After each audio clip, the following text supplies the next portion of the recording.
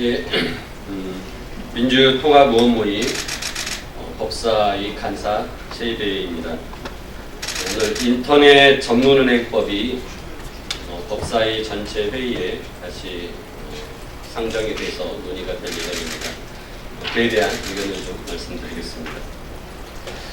저는 공정한 경제 생태계를 만들어야 된다는 신념을 실현하기 위해 정치를 시작했습니다. 민주주의는 그리고 정치는 설득과 타협의 과정이라고 합니다. 실제로 지난 4년간의 의정활동을 하면서 신념과 타협 사이에 균형을 잡는 것이 정말 쉽지 않다는 것을 알았습니다. 그리하여 제가 내린 결론은 정치는 신념을 지키면서도 타협하는 것이다 입니다. 저는 경제개혁 시민운동을 하는 동안 은산분리 원칙을 훼손하는 인터넷 전문은행의 제도에 대해서 반대했습니다. 그러나 국회의원이 되고는 국민혁신, 신성장 육성이라는 시도 자체를 막을 수는 없다는 현실을 인정하고 지켜야 할 원칙을 지키면서 현실과 타협하여 인터넷 전문은행 제도 도입에 찬성으로 입장을 바꿨습니다.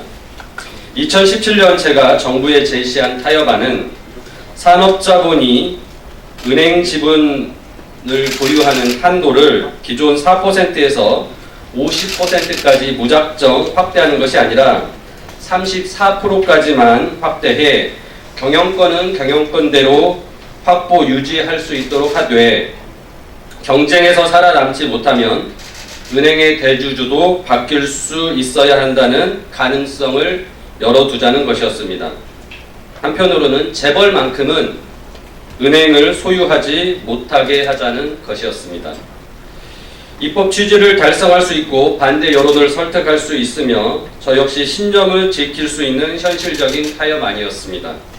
그런데 제가 정무위를 사임하고 법사위로 부임하자 정무위에서는 은산분리 기준 지분율을 34%로 완화하는 동시에 재벌까지 은행을 지배할 수 있도록 하는 법안을 통과시켰습니다. 금융혁신을 위해 인터넷 전문은행의 은산분리 원칙을 완화하는 것은 수용하더라도 재벌이 은행을 지배할 수 있도록 하는 것은 도저히 받아들일 수 없는 원칙이 무너진 법 개정이었습니다. 당시 교섭단체 원내대표들은 인터넷 전문은행법을 민생법안이라고 이름을 붙여 통과시키기로 합의하였고 법사위에서 원내대표 간 합의를 이유로 그간 법사위 관행을 깨고 저의 반대 의견을 소수 의견으로 치부하고 표결도 거부한 채 법안을 강행 처리하였습니다. 이렇게 재벌기업인 KT가 인터넷 전문은행 K뱅크의 대주주가 될 수 있는 길이 열렸던 것입니다. 그런데 그 KT가 공정거래법상 중대한 위반 행위인 담합을 저질러 K뱅크의 대주주가 될 수 없는 상황이 되었습니다. 현행법에 따르면 최근 5년간 금융관련법, 공정거래법, 조세범 처벌법, 특경가법을 위반한 자는 인터넷 전문은행의 대주주가 될 수 없기 때문입니다. 쉽게 말해 도둑질하고 사기치고 공정한 시장 경제 질서를 해치고 세금 안 내려고 국민을 속인 자는 국민의 돈을 그런 자에게 국민의 돈을 맡길 수 없다는 것입니다. 은행은 국민이 믿고 돈을 맡길 수 있는 기업이어야 하고 은행의 신뢰는 대주주의 도덕성과 신뢰에서 나온다는 원칙입니다. KT가 K뱅크의 대주주 자리를 유지할 수 없게 되자 이번에는 은행의 대주주 자격을 심사할 때 공정거래법, 조세범 처벌법, 특경가법 위반 여부를 따지지 말자는 개정안이 발의되었습니다.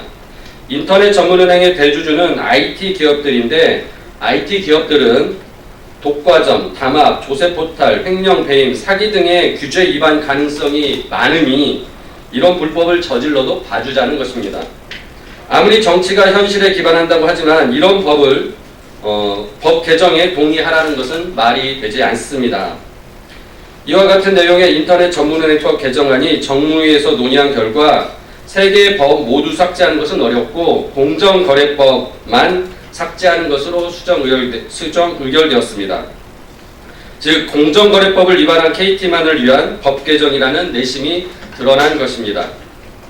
특정 기업을 위해 법을 바꿔가면서까지 국민의 돈을 위험하게 만드는 일을 민주당과 미래통합당이 합의한 것입니다. 민주당은 금융소비자보호법 통과를 위해 어쩔 수 없이 합의하였다고는 하지만 이는 원칙에서 벗어나도 너무 벗어난 것입니다. 애초부터 서로 내용도 목적도 아무 관련성이 없는 법안을 연계해 처리하는 것이 적절한지 의문이 있지만 양보와 타협이라는 관점에서 100번 양보해서 두 법의 연계 처리를 받아들인다 해도 지금 법사위에 올라온 법처럼 개정되어서는 안 됩니다. KT 하나 봐주려고 모든 공정거래법 위반 사범이 은행의 대주주가 되게 할 수는 없는 것입니다. 그래서 저는 법사위에 올라온 인터넷 전문은행법의 문제점을 계속 제기하면서 원칙을 지키기 위해 타협안을 제시했습니다. 그 타협안의 내용은 과거의 공정거래법 위반까지는 더 이상 따지지 말자. 하지만 법이 개정된 이후 또다시 공정거래법을 위반하면 대주주가 될 수 없도록 하자는 내용입니다. 이러한 수정안을 민주당과 미래통합당의 정무위 간사님들에게 제안했습니다. 정치는 현실에 발딛고 있는 것이기에 금융소비자보호법 통과를 위해 두 당이 모두 만족할 수 있는 원칙을 지킬 수 있는 타협안을 제시한 것입니다. 그런데 안타깝게도 두 당은 수용을 거부했습니다. 민주당과 미래통합당은 원칙이 완전히 무너진 개정안을 그냥 동의하라고만 합니다. 그러면서 이번에는 이대로 통과시키고 다음에 개정안을 내서 고치라고 합니다. 정상적인 국회라면 법안이 통과되기 전에는 보다 합리적인 안이 있다면 이를 논의해야 되는 것이 아닙니까? 좋은 법을 만들기 위해 끝까지 최선을 다해야 하는 것 아닙니까? 그런데 대한민국 국회가 어떻게 이렇게 무책임할 수 있습니까? 저는 도저히 지금의 개정안을 동의할 수가 없습니다. 오늘 또 저는 법사위 전체회의에 들어가서 인터넷 전문은행법 개정안을 반대하겠습니다. 정치가 설득과 타협이라고는 하지만 설득과 타협의 자세를 갖지 않는 상대방과는 불가능한 것입니다. 오늘 또 2018년 인터넷 전문은행법 개정안을 만들 때처럼 민주당과 미래통합당이 담합하여 저를 밟고 간다면 저는 또 다시 밟힐 수밖에 없을 것입니다. 그러나 이 자리에 계신 언론인 여러분과 국민들께 꼭 말씀드리고 싶습니다. 저는 금융혁신기업과 신산업 성장을 막고자 하는 것이 아니라 국가가 은행에 맡겨진 국민의 돈을 지키기 위해 법으로 지켜온 은산분리 원칙과 대주주 도덕성과 신뢰 확보라는 원칙을 지키기 위해 끝까지 노력하고 타협을 위해 최선을 다했다는 것입니다.